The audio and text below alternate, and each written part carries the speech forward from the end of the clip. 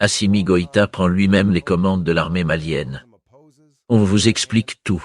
Mais avant, pensez à vous abonner si ce n'est pas encore fait et d'activer la cloche des notifications. Le président du Mali vient de s'autonomer ministre de la Défense, plaçant directement sous son autorité l'ensemble des forces armées du pays. Une décision radicale qui intervient alors que le Mali est en guerre sur plusieurs fronts contre les groupes terroristes. À ses côtés, le général Oumar Diarra est nommé ministre délégué à la Défense. Goïta concentre désormais entre ses mains le pouvoir politique et militaire, un signal fort envoyé à ses ennemis comme à ses alliés. C'est le 4 mai 2026 que ce tournant stratégique a été officialisé par décret, lu en direct sur la chaîne nationale malienne. Cette décision n'est pas tombée du ciel, elle est la réponse directe à l'un des épisodes les plus douloureux de la transition malienne. Le général Sadio Camara, ministre de la Défense et pilier du gouvernement de transition malienne, a été tué le 26 avril lors des attaques coordonnées menées par des groupes armés. Un hommage national,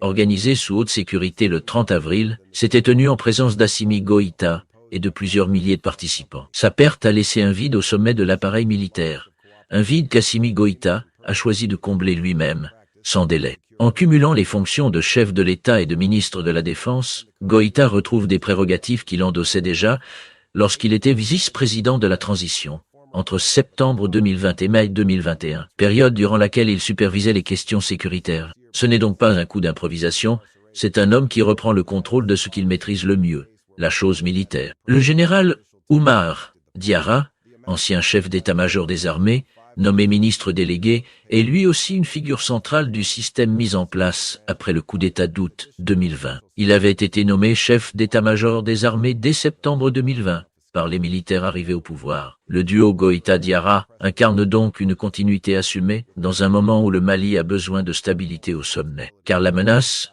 est réelle. Les attaques du 25 avril ont démontré une capacité inédite de coordination entre le Djinim et le FLA, frappant simultanément Bamako, Kati, Sévaré et Gao, et permettant aux insurgés de prendre le contrôle de Kidal, contraignant les forces maliennes et leurs alliés russes à se retirer. D'un point de vue panafricain, ce geste d'Assimi Goïta mérite d'être lu pour ce qu'il est, un acte de souveraineté assumé. Dans les moments de crise, les nations africaines qui s'en sortent sont celles dont les dirigeants prennent leurs responsabilités directement, sans déléguer leur destin à des puissances étrangères. Cette décision concentre le commandement suprême des armées et la gestion administrative de la défense entre les mains du chef de l'État. C'est une unité de commandement, une clarté de chaîne hiérarchique et une réponse politique à une guerre totale. Le Mali ne plie pas, il se restructure, debout.